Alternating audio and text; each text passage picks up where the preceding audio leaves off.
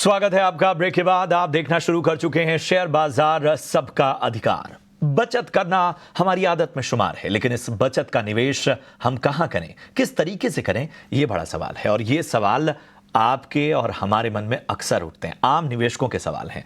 तो आम निवेशकों के इन्हीं कॉमन सवालों का जवाब देने का मंच है ईटी नाउ स्वदेश का ये खास शो शेयर बाजार सबका अधिकार। ये सिर्फ एक शो नहीं बल्कि हमारा मिशन है, हमारी मुहिम है आप आम निवेशकों को शेयर बाजार से जोड़ने के। खास तौर पे छोटे शहर के आम निवेशकों को आसान भाषा में वो तमाम जानकारियां देने की हमारी ये पहल है जो शेयर बाजार में बेहतर रिटर्न की राह आपकी आसान बनाएगा और हिंदुस्तान की तेजी से हो रही तरक्की में आपको भी एक हिस्सेदार बनाएगा। तो हमारे दोनों एक्सपर्ट महेश जी और रवि दोनों जुड़े हुए हैं और तमाम सवाल भी लगातार हमारे पास आ रहे हैं। पहले कॉलर को जोड़ते हैं। विक्की मित्तल हमारे पास इस वक्त हमारे पहले कॉलर हैं। Vicky, good morning. पहले तो ये बताइए कि कहां से बात कर रहे हैं आप और उसके बाद पूछिए आपका सवाल किस स्टॉक पे है। सर मैं जयपुर राजस्थान से बोल रहा हूँ। अरे वाह, बताएं विक्की, मौसम कैसा है जयपुर राजस्थान में इस वक्त? थोड़ी गर्मी से राहत मिली कि नहीं अभी? नहीं सर, वैसा ही है मौसम, तो नॉर्मल टाइप में है सर। ठीक है ठीक है। खूबसूरत शहर जयपुर और राजस्थान की जो पारंपरिक विरासत है उसको संभालता हुआ। विकी, बताएं आपकी किस तरह से मदद की जाए। आपका सवाल शायद मन इंफ्रा पे है ना? जी सर, मन इंफ्रा के मेरे पास 150 शेयर हैं। 119 ठीक है, की रेट से हैं। 219 की रेट से हैं। 219 सर। कितने शेयर? 200 शेयर हैं, 219 की रेट है। ठीक है ठीक है। थोड़ा नुकसान आपको यहाँ पर होता हुआ। कब लिया था आपने ये स्टॉक? सर अभी 1-1.5 महीने पहले लिया था, जब हाई किया था इसने 220 कह रहा हूँ तब। तो अभी एक बार मुझे ये बताइए कि कितना और समय दे सकते हैं आप? सर इसको 3 से 6 महीने। 3 से 6 महीने। रवि, मैं आपके पास आना चाहूंगा। मन इंफ्रा का शेयर इन्होंने 219 के स्तर पे लिया था और 3 से 6 महीने का इनका नजरिया फिलहाल घाटे में है। बताइए इनको क्या रणनीति अपनानी चाहिए? देखिए प्रशांत जी, फिलहाल अगर मैन इंफ्रा को देखते हैं तो बहुत ज्यादा कुछ डेवलपमेंट नहीं दिखाई दे रहा, लेकिन मैं ये कहूंगा कि मैं इनको एक स्टॉक दूसरा देना चाहता हूं जिसका नाम है एनएचपीसी। चल रहा है इस समय 99-89 के आसपास। इंफ्रा से पावर की तरफ शिफ्ट हो जाइए और मुझे ऐसा लगता है कि एनएचपीसी यहाँ पर ज्यादा दम रखता है। डबल शेयर खरीद सकते हैं, मतलब आपने वहां पे एक शेयर की बजाय 2 शेयर खरीदेंगे तो ये लॉस ज्यादा जल्दी रिकवर करा देगा। टारगेट है 120 रुपए का, 20% अपसाइड का, और लोअर साइड पे स्टॉप लॉस जाते हैं तो 93 रुपीज का। तो मुझे ऐसा लगता है ये ज्यादा स्ट्रॉन्ग कैंडिडेट है। और देखिए स्टॉक मार्केट पे जब भी आप काम करते हैं तो उसकी गर्मी कभी कम नहीं होती। 9:15 से 3:30 तक के एग्जाम चलते रहते हैं, तो मुझे ऐसा लगता है उसको एंजॉय करते हुए इसको स्विच कर लीजिए, जल्दी प्रॉफिट पे आइए और वापस से प्रशांत जी को धन्यवाद दीजिए। की सलाह आपको यहाँ पर दी जा रही है। आगे बढ़ते हैं और अगले दर्शक भी फोन लाइन पर हैं, राजेंद्र गुप्ता। राजेंद्र जी, गुड मॉर्निंग। स्वागत है आपका शेयर बाजार सबका अधिकार में। और सवाल पूछिए सर अपना, किस स्टॉक पर पूछना चाहते हैं आज? गुड मॉर्निंग मैडम जी गुड मॉर्निंग। थोड़ी सी मेरी कंप्लेंट है, अगर आप उसको सुझाव कह लो। बताइए सर। पहले आप फोन करते थे, हाँ। ये आपका फोन आया है, हाँ। उसको हम अटेंड नहीं कर पाए, हमारे को बिजी था फोन, अब वो बंद कर दिया आपने। अच्छा। हाँ जी, एक तो ये है, अगर मान लें हम आपको फोन करते हैं और आपका फोन बिजी आ रहा है या फोन आप काट देते हैं, हाँ सर। तो बेशक आप कहोगे बाद जो आप हमें फोन कर सकते हो। बिल्कुल सर, दरअसल ये होता है कि शो के दौरान बहुत सारे दर्शक हमें कॉल कर रहे होते हैं और अगर किसी भी वजह से, जैसे कि आपने कहा कि फ़ोन बिजी था, अगर आपसे बात नहीं हो पाए तो हम तुरंत दूसरे कॉलर पर चले जाते हैं। शो ख़त्म होने के बाद हम दूसरे शो के कॉलर्स पर उनको पर ध्यान देते हैं। बट आपके फीडबैक की मैं सराहना करती हूँ और अपना सवाल आप पूछ सकते हैं। मैं कह रहा हूं, शो के बाद आप कॉल कर सकते हो। बिल्कुल सर, बताइए। आपका सवाल लाइव लेना होता है क्योंकि हम चाहते हैं कि जितने दर्शक हमारे लाइव दर्शक एक्सपर्ट से सवाल पूछ सके। हमारा मकसद ये होता है कि उनकी बात कराई जाए एक्सपर्ट से। शो के बाद अगर आपको कॉल करेंगे तो आप उनसे बात नहीं कर पाएंगे। बहरहाल आपका सवाल एनएमडीसी पर है। किस भाव पे लिया है आपने ये स्टॉक? ठीक है, और इसके अलावा और कौन से हैं आपके पास?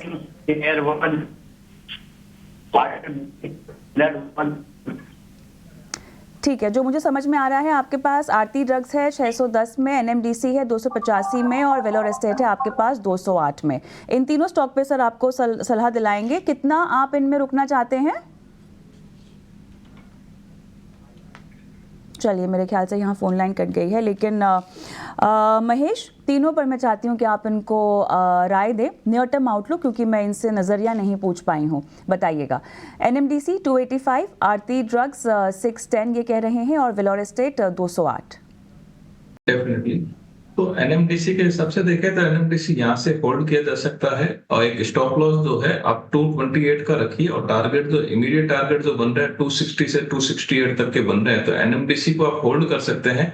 एक लोअर कंसोलिडेशन जोन हो रहा है, तो एक लोअर कंसोलिडेशन के अंदर आप स्टॉप लॉस 228 का लगा दीजिए। आपका टारगेट जो है 260 से 268 तक के टारगेट जो है शॉर्ट टर्म में देखने को मिल सकते हैं। अगर आपका नजरिया लॉन्ग टर्म है तो यहाँ से 300 प्लस के टारगेट अपने को देखने को मिल सकते हैं। लॉन्ग टर्म के अंदर आप डेफिनेटली होल्ड करिए, अच्छी गुड डिविडेंड पेई कंपनी में कोई दिक्कत है नहीं उसमें, तो एनएमडीसी के अंदर ये सलाह रहेगी। दूसरा है वेलोर एस्टेट, तो वेलोर एस्टेट से आपको एग्जिट करने की सलाह रहेगी। ये लेवल के अंदर जो है आप अपना आपका कोई लॉस भी नहीं है, तो वहां पे इसको एग्जिट करके दूसरा कोई स्टॉक्स जो है जिस सेक्टर में, जैसे केमिकल सेक्टर है, वहां पे देख सकते हैं पेपर स्टॉक्स है। अगर छोटा मोटा इनके अंदर जो एक कूल डाउन होता है, कूल ऑफ होता है, तो वहां पे आप ध्यान कर सकते हैं जहाँ पे सेक्टर चर्निंग होता है, या आईटी के अंदर जो है HCL टेक है, इन्फोसिस है, ये टाइप के स्टॉक्स के अंदर आप वहां पे बना सकते हैं। तो तीसरा स्टॉक्स मैडम आप वापस रिपीट करेंगे, तीसरा स्टॉक्स यहाँ पर इन्होंने NMDC आरती ड्रग्स 610। हाँ, आरती ड्रग्स को होल्ड किया जा सकता है ये लेवल से, डेफिनेटली ये लेवल से होल्ड करिए। एक 518 का स्टॉप लॉस लगा के इसको होल्ड कर सकते हैं। टारगेट आपके 625 से 640 तक के आपको 3 से 6 महीने के अंदर देखने को मिल सकते हैं। केमिकल के अंदर वैसे भी अभी एक बॉटम आउट हो चुका है, तो सारे केमिकल स्टॉक जो है धीरे धीरे साइड अपसाइड के अंदर ट्रेड करेंगे।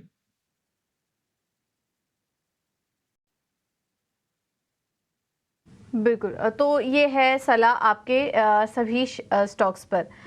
अब आगे बढ़ते हैं, बिहार से राधे श्याम हमारे साथ जुड़े हैं फोन लाइन पर। नमस्कार, सवाल पूछिए अपना। नमस्कार मैम। मैम मेरे पास आलोक इंडस्ट्रीज का शेयर है, जो मैंने 28 रुपये 14 पैसा पे लिया हुआ है, 400 शेयर है मेरे पास। हेलो, कब लिया था आपने? मैम 1 वीक हुआ है, 1 से 2 वीक। ठीक है, आपको राय दिलवा देते हैं। रवि आप ही सजेस्ट करिए। जी जी रवि, आलोक इंडस्ट्री ये स्टॉक कैसा लग रहा है आपको? 1 हफ्ते पहले इन्होंने खरीदा था और इनकी खरीद के पास ही स्टॉक कारोबार कर रहा है, ज़्यादा कुछ मुनाफे या नुकसान में नहीं है। ये स्टॉक सिलेक्शन क्या सही है इनका, या फिर स्विच करने की सलाह देंगे इन्हें? बिल्कुल, आपने पूजा जी सही बताया। देखिए, स्टॉक बहुत अच्छा नहीं है, तुक्के से चल गया, वापस तुक्के में गिर सकता है। बहुत ज्यादा कुछ स्ट्रॉन्ग फंडामेंटल है नहीं। 400 रुपए आ रहे हैं, बुक कर लीजिए। वापस इसकी जगह पे ही अगर लेना है तो इससे ज्यादा अच्छा स्टॉक है south Indian bank, strong fundamental है, थोड़ा सा कंसोलिडेट यहाँ पर कर रहा है, उसको अगर लेंगे तो वो ज्यादा आपको प्रॉफिटेबल नजर आएगा। फिलहाल आलोक इंडस्ट्री से शिफ्ट कर लीजिए, और थोड़ा सस्ता ही शेयर है, 27 रुपए 23 पैसे पे मिल रहा है, उसको ले लीजिए। वो ज्यादा आपको स्ट्रॉन्ग स्ट्रेंथ दिखा सकता है, 34-35 रुपए तक जा सकता है, और लोअर साइड पे 25 का एक स्ट्रॉन्ग स्टॉप लॉस लगा सकते हैं। तो मुझे लगता है इमीडिएट बात करते करते स्विच कर लीजिए, उधर जल्दी प्रॉफिट आ जाएगा। बहुत बहुत शुक्रिया करेंगे और आपके सवाल का, और अहम रणनीति आपको रवि ने बताई। यहाँ पर ख़ास तौर पे साउथ इंडियन बैंक में जो है वो आपको निवेश करने की सलाह मिलती हुई। इन सब के बीच में हम देख रहे हैं कि पिछले कुछ दिनों से जो आईटी शेयर हैं उन्होंने मार्केट में एक लीडरशिप लेने की कोशिश की है, और ये लीडरशिप और जिस तरह के पॉजिटिव संकेत आईटी कंपनियों के शेयरों में आए हैं उसके क्या मायने हैं? आईटी कंपनियों के शेयरों में लगातार ये जो मजबूती है उसकी वजह क्या? आईटी सेक्टर को लेकर क्या आउटलुक है? ब्रोकरेज क्या कह रहे हैं? हमारी सहयोगी अनीशा जुड़ चुकी हैं। अनीशा, जैसे मैंने कहा कि लंबे वक्त से ये उम्मीद की जा रही थी कि आईटी लीडरशिप कब लेगा, और बाजार में हमने देखा कि पिछले दिनों उस तरह के संकेत मिले। आखिर अब माहौल कैसा बन रहा है? क्या वो जो बीच में एक दिक्कत थी कि कुछ दिन आईटी पॉकेट्स चलते थे, फिर फ्लैट हो जाते थे, फिर मुश्किल आती थी, क्या वो दौर निकल गया है? आपकी रिसर्च क्या कहती है? जी फंडामेंटली देखें तो अभी तक वो श्योरिटी नहीं मिल रही है कि जो डार्क क्लाउड्स थे आईटी के ऊपर वो हट गए हैं, बिकॉज अभी तक हमने जो डिस्क्रिशनरी स्पेंड है उसका पिकअप नहीं देखा है। बट जो ये निकल कर आ रही है बात फंडामेंटल रिसर्च से, वो ये बता रही है कि एटलीस्ट वर्स ख़त्म हो चुका है, इससे ज़्यादा ख़राब नहीं होगा और कोई डाउनग्रेड्स नहीं आएंगे, कोई गाइडेंस कट नहीं आएगी और यहाँ से स्टेबल होते हुए एंड आगे चल के बेहतर होने की उम्मीद है। इसीलिए आपको आईटी स्टॉक्स पे लास्ट एक महीने से काफ़ी रैली दिख रही है। लास्ट हफ्ते में IT stocks almost IT index 6% चल चुका है, एक महीने में ऑलमोस्ट 13% का गेन आया है। एंड हम अंडर परफॉर्मेंस की बात करते हैं आईटी सेक्टर की, बट अगर आप ईयर टू डेट देखेंगे परफॉर्मेंस तो भी आईटी सेक्टर ने 20% तक का गेन दिया है, तो और सेक्टर से कम लगता है, but 20% gain in half year is nothing short of commendable. But quickly आपसे बताना चाहूँगी कि ब्रोकरेज कम्युनिटी क्या मान के चल रही है, क्योंकि अर्निंग सीजन से जस्ट पहले हमने बिग अप मूव देखा है। बैंक ऑफ अमेरिका कह रहा है कि अब से कट के कम इंस्टेंसेस देखने को मिलेंगे। मॉर्गन स्टैनली कह रहा है कि सेकंड क्वार्टर से बेहतर गाइडेंस और कमेंट्री की उम्मीद है। CLSA कह रहा है कि डिस्क्रिशनरी डिमांड स्टेबल हो गया है, अब कोई कट नहीं आएगा। एंड इवन अगर आज नमूरा नोट की बात करें, उन्होंने आज वो बुलिश हो गए हैं सेक्टर पे, अभी तक उनका थोड़ा नेगेटिव कॉल था but now they have turn bullish on the sector. वो कह रहे हैं कि ग्रोथ बॉटम आउट हो गई है, जो EPS डाउनग्रेड साइकिल थी वो ख़त्म हो गई है, मार्जिन जो है वो एक्सपेक्टेड है स्टेबल रहेंगे यहाँ से। उनके टॉप पिक्स इन्फोसिस और कोफोर्ज है, काफ़ी स्टॉक उन्होंने अपग्रेड किए हैं। सो विप्रो पे हमने कल देखा था CLSA का डबल अपग्रेड आया था, अंडर परफॉर्म से आउट परफॉर्म। आज नमूरा ने भी उसको रिड्यूस से बाय में कन्वर्ट किया है, इन्फोसिस को उन्होंने न्यूट्रल से बाय में कन्वर्ट किया है। एंड HCL टेक पे भी नई जो रेटिंग आई है वो बाय आई है, पहले उनकी न्यूट्रल रेटिंग थी। जो टॉप पिक्स हैं उनके ब्रॉडर मार्केट्स में वो बिरला सॉफ्ट और कोफोर्ज हैं। एंड काफ़ी एनालिस्ट ये बोल रहे हैं कि अब जो कंसल्टिंग को लेकर उम्मीद है वो बेहतर होने की, जो स्पेंस है वो बेहतर होंगे। US इकॉनमी स्ट्रॉन्ग रही है और अभी जब इलेक्शंस ख़त्म होने आएंगे US के, उसके बाद एक हम बिग अपटिक देख सकते हैं। इसलिए FY26 में वो बोल रहे हैं ये पॉसिबिलिटी है कि डबल डिजिट ग्रोथ सेक्टर के आ जाएगी। एंड ऑब्वियसली स्टॉक मार्केट ये सब बहुत पहले से फैक्टर करने लग जाते हैं, इसलिए आप अभी से ये मूव देख रहे हैं। नेक्स्ट हफ्ते 11 जुलाई से TCS के नंबर और IT सेक्टर के नंबर्स की शुरुआत होगी। देखते हैं आगे चल के क्या परफॉर्मेंस रहती है। करेंगे अनीशा इस पूरी डिटेल्ड जानकारी के लिए। तो संकेत बेहतर और ब्रोकरेज की जो तमाम बातें हैं वो भी आपके सामने अनीशा ने रखी, और इस लिहाज से ज़रा IT पॉकेट्स को एक बार देख लेते हैं। आप देखिए कोफोर्ज आज 0.3% की तेज़ी, एम्फेसिस में आज एक बार फिर तेज़ी आपको नज़र आ रही है, लगभग 2.25% से ज़्यादा की तेज़ी। विप्रो में एक बार फिर, कल भी हमने देखा ज़बरदस्त यहाँ पर तेज़ी नज़र आई थी और आज एक बार फिर यहाँ पर 2.25% ऊपर। इन्फोसिस में भी 2% की लगभग तेज़ी नज़र आ रही है। टेक महिंद्रा, HCL टेक, मतलब जो भी दिग्गज स्टॉक हैं, परसिस्टेंट को भी जोड़ लेते हैं, हालांकि आज फ्लैट है, लेकिन इन सब में एक बेहतर माहौल बनता हुआ। महेश जी, मैं आपके पास आना चाहूँगा। IT शेयरों में ये जो रौनक है, इसका बड़े लंबे अरसे से इंतज़ार था, क्या यहाँ पर कुछ पसंद आ रहा है आपको? डेफिनेटली हमारा काफी टाइम पहले से IT और केमिकल दो सेक्टर है। मैं बहुत बार चर्चा करता रहा हूं कि ये दो सेक्टर है जहाँ पे वैल्यूएशन वाइज जो है कंफर्ट लेवल आ रहा है। तो पहला तो सबसे, अभी ये इतने हाई लेवल पे है, तो जहाँ पे कंफर्ट लेवल आता है वहां पे एंट्री जो है अपने को अच्छे से ली जा सकती है। तो यहाँ पे एक IT सेक्टर के अंदर वही कंफर्ट लेवल है। तो इन्फोसिस और HCL टेक दो जो है यहाँ से भी एक अट्रैक्टिव लेवल पे प्लेस लग रहा है। HCL टेक थोड़ा ज्यादा अट्रैक्टिव लग रहा है, तो यहाँ से HCL टेक के अंदर भी बाइंग बनाई जा सकती है। स्टॉप लॉस एक 1448 का रखिए, टारगेट 1540 से 1560 तक के टारगेट जो है HCL के अंदर देखने को मिल सकते हैं। इन्फोसिस जो है यहाँ से भी एक अपसाइड मोमेंटम है। इन्फोसिस के अंदर जो है 1588 का एक स्टॉप लॉस रख सकते हैं। टारगेट फर्दर अपसाइड जो है इसके अंदर 1650 से 1660 तक के जो टारगेट है शॉर्ट टर्म के अंदर देखने को मिल सकते हैं। तो दो ये स्पेसिफिक पिक है जहाँ पे ध्यान रखा जा सकता है। इसके अलावा TCS है, ये सब बाकी सब में भी एक मोमेंटम कुछ टाइम के लिए बने रहने की उम्मीद है। बिल्कुल, तो ये है नज़रिया IT स्टॉक्स पर, और महेश जी ने आपको बताया कि आखिर उनकी नज़र, उनका फोकस कहाँ पर है IT पॉकेट्स में। बताते हैं एक बार फिर से MK पटेल साहब मेरे साथ फोन लाइन पर हैं। सर नमस्कार, कहाँ से बोल रहे हैं? सर मैं श्रीनगर से बोल रहा हूँ। बताइए। किस स्टॉक पे सवाल पूछना चाहते हैं? मेरे पास अपोलो माइक्रो सिस्टम का 300 शेयर है ओके 108 रुपए के रेट पर, तो क्या उसे अभी होल्ड करना है, क्या निकल जाना चाहिए क्या? चलिए 108 के भाव पे आपने लिया हुआ है, तो फिलहाल तो आप प्रॉफिट में है, लेकिन क्या और रुकना चाहते हैं आप? हाँ, रुकना चाहते हैं, मतलब रुकना। ठीक है। महेश, किसने प्रॉफिट के लिए और रुके और किस स्टॉप लॉस के साथ? देखिए थोड़ा सा नजरिया इसके अंदर लॉन्ग टर्म का रखिए, 90 का स्टॉप लॉस लगाइए, टारगेट जो है 125 से 140 तक के अंदर अपोलो माइक्रो के अंदर देखने को मिल सकते हैं।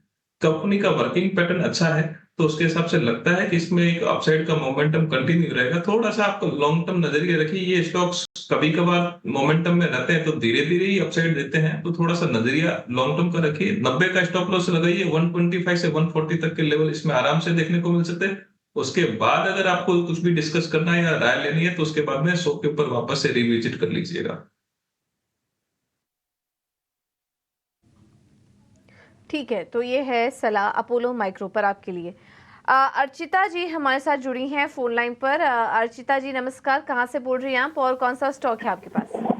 नमस्कार मैम, मैं यमुनानगर से बोल रही हूँ। LIC है मेरे पास 100,000 शेयर 1000 रुपए में।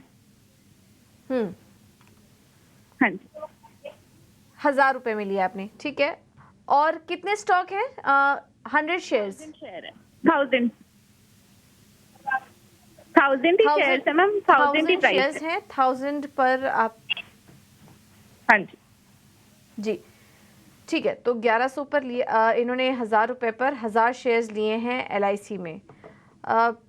रवि, क्या नज़रिया बन रहा है आपका LIC में, क्योंकि काफ़ी शानदार रनअप तो आया था स्टॉक में, 1175 के पार भी निकला, लेकिन पिछले काफ़ी समय से हम देख रहे हैं एक कंसोलिडेशन फेस में है ये स्टॉक।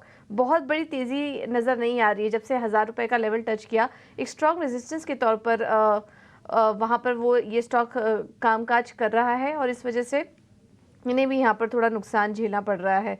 इनकी खरीदारी से नीचे आ चुका है ये स्टॉक। क्या सलाह होगी LIC में? अगले टारगेट्स आप क्या देख रहे हैं, और क्या बड़ी तेज़ी कब देख रहे हैं स्टॉक में? देखिए पूजा जी, फिलहाल तो अगर LIC को यहाँ पर देखते हैं तो मुझे बहुत लंबा कोई टारगेट यहाँ पर नजर नहीं आता, और इनफैक्ट ये कहें कि जो 1020 है ये एक रेजिस्टेंस के तरीके से काम आता दिखाई दे रहा है। फिलहाल इनको एक सजेशन दूंगा कि आप LIC में ही रहिए, लेकिन LIC हाउसिंग में शिफ्ट हो जाइए, उसमें ज्यादा दमखम है और उसमें ज्यादा मोमेंटम आपको मिल सकता है। इस लेवल पर अगर आप रहेंगी तो आपको बहुत ज्यादा कुछ मोमेंटम नहीं मिलेगा, और ऊपर साइड में अगर देखते हैं तो मुझे लगता है कि 1010 1020 के आसपास आके फिर से गिरावट होगी, और जो गिरावट होगी वो एक बार यहां से देखते हैं तो 850 तक जा सकती है। लेकिन LIC हाउसिंग यहाँ पर ज्यादा स्ट्रांग लग रहा है, वो वापस से 900 के टारगेट को अचीव कर सकता है। तो 780 के स्टॉप लॉस से आप पोजीशन को स्विच कर लीजिए और अपनी पोजीशन LIC हाउसिंग में बना लीजिए, वो ज्यादा कॉन्फिडेंस है। LIC हाउसिंग में आपको शिफ्ट करने की सलाह मिलती हुई रवि की तरफ से। चलिए बढ़ते हैं आगे और कुछ YouTube सवालों को भी शामिल करते हैं। सरोज कुमार का सवाल है और इन्होंने कोटक महिंद्रा बैंक पर राय जाननी चाहिए है। 1744 के भाव पे इन्होंने कोटक महिंद्रा बैंक में एंट्री की है। फिलहाल अगर हम स्टॉक को देखें तो ये स्टॉक 1778 के भाव पे चल रहा है, यानी इनके भाव से ऊपर है। इन्होंने 1744 के स्तर पे खरीदा है। पिछले दिनों एक बेहतर माहौल जिस दिन बैंकिंग स्टॉक चल रहे थे वहाँ नज़र आया। पिछले एक महीने में हालांकि बहुत बेहतर तो नहीं कहेंगे, लेकिन लगभग 3.5% का रिटर्न इसने दिया है, लेकिन पिछले 5 ट्रेडिंग सेशन से एक बार फिर फ्लैट नज़र आता हुआ।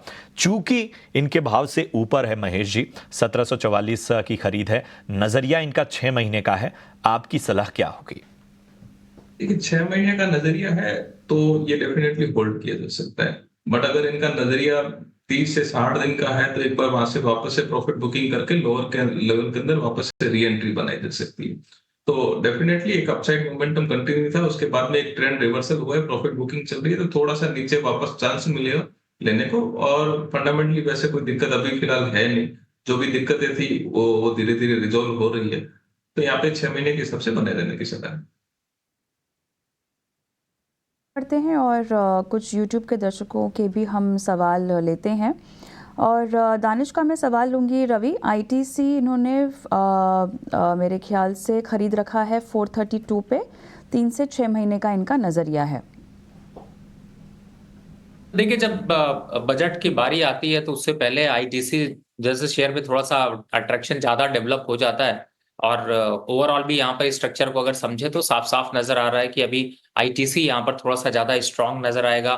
445 तक के लेवल्स आ सकते हैं, तो मेरे हिसाब से आप एक बार को बने रहिए। यहाँ पर स्टॉप लॉस के हिसाब से अगर देखते हैं तो मुझे ऐसा लगता है कि 420 के स्टॉप लॉस से आपको अपनी पोजीशन को कंटिन्यू रखना चाहिए। लॉन्ग टर्म पे टारगेट देखते हैं तो आपको वापस से 480 के दिखाई देंगे और 6 महीने का जो नज़रिया आपका है, उसमें मुझे लगता है कि 480 के टारगेट आपको अचीव होते हुए नज़र आए। ऑलराइट, तो आपको रुकने की सलाह यहाँ पे स्टॉप लॉस के साथ। और ख़बरों के लिहाज से कुछ सेक्टर्स जो कि यहाँ पर बजिंग है, पेपर शेयरों में आज ज़ोरदार तेज़ी देखने को मिल रही है। पेपर शेयरों के लिए आखिर किस तरह के ट्रिगर्स हैं और आगे हमारे एक्सपर्ट से भी जानेंगे कि उनकी पिक क्या होगी इस पूरे क्षेत्र में। लेकिन बज़ क्या है, आशीषा हमारी सहयोगी जुड़ गई हैं बताने के लिए। आशीषा, तमाम काउंटर से बताइए सबसे पहले तो कितने की तेज़ी है और उसके बाद ट्रिगर्स क्या है इस तेज़ी के पीछे। बिल्कुल, पेपर शेयरों में आज शानदार तेजी दिखी है। कुछ स्टॉक्स की बात करें तो JK paper, West Coast paper, Andhra paper, सभी स्टॉक्स निफ्टी 500 इंडेक्स के टॉप सेक्टोरल गेनर्स है।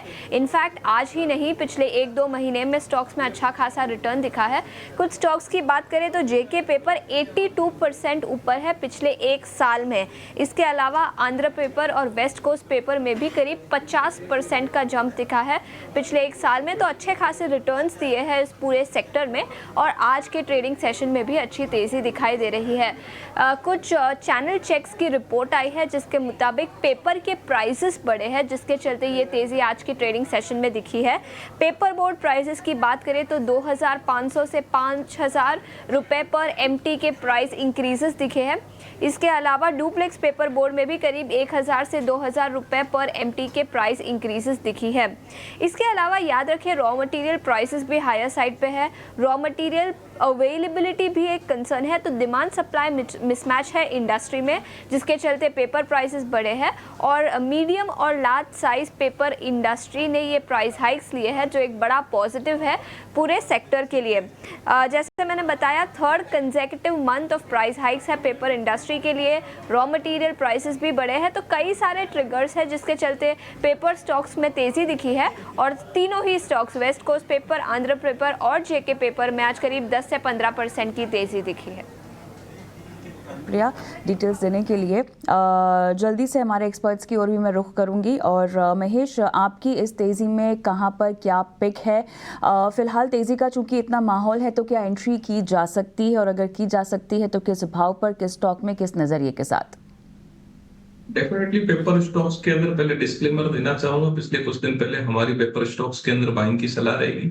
तो वेस्ट कोस्ट पेपर जो है यहाँ से भी एक प्रिफर्ड पिक रहेगा। शायद थोड़ा सा लोअर लेवल पर मिले 715 720 के करीब अगर मिले तो वेस्ट कोस्ट पेपर के अंदर लॉन्ग टर्म के हिसाब से एंट्री बनाई जा सकती है। और ये पर्टिकुलर जो कंपनी है वो काफी अट्रैक्टिव लग रही है, वैल्यूएशन वाइज भी बढ़िया लग रही है। तो 850 से 900 तक के लेवल जो है वेस्ट कोस्ट पेपर के अंदर देखने को मिल सकते हैं। नजरिया जो थोड़ा है 1 साल के व्यू के हिसाब से आप लगा के रखिए। बाकी पेपर इंडस्ट्री के अंदर ओवरऑल चार्ट स्ट्रक्चर के अंदर तेजी वैसे भी बनी हुई है और लगता है कि आने वाले दिनों के अंदर पेपर स्टॉक्स के अंदर थोड़ा बहुत और मोमेंटम कंटिन्यू देखने को मिलेगा। ठीक है, तो ये है नजरिया पेपर स्टॉक्स पर आपके लिए। चलिए, फिलहाल इस शो में इतना ही और जाने से पहले अपने दोनों ही एक्सपर्ट से एक बार डिस्क्लोजर ले लेते हैं। रवि जी, आपकी तरफ से कोई डिस्क्लोजर?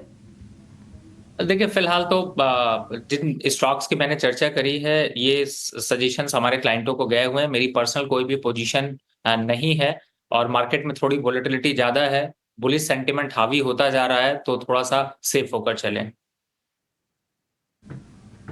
कोई पर्सनल तो ठीक है। महेश जी, आपकी तरफ से कोई डिस्क्लोजर? कोई पर्सनल पोजीशन नहीं है, क्लाइंट लेवल पे पोजीशन रहती है, पर्सनल लेवल पे ट्रेड नहीं करते हैं, तो डेफिनेटली क्लाइंट लेवल पे पोजीशन रह सकती है जो भी स्टॉक डिस्कस किए उसमें। जी, आप दोनों का ही बहुत बहुत धन्यवाद आज हमारे साथ जुड़ने के लिए और स्टॉक स्पेसिफिक मदद करने के लिए दर्शकों की। चलिए, फिलहाल इस शो में इतना ही। मुझे प्रशांत और कविता को दीजिए इजाजत।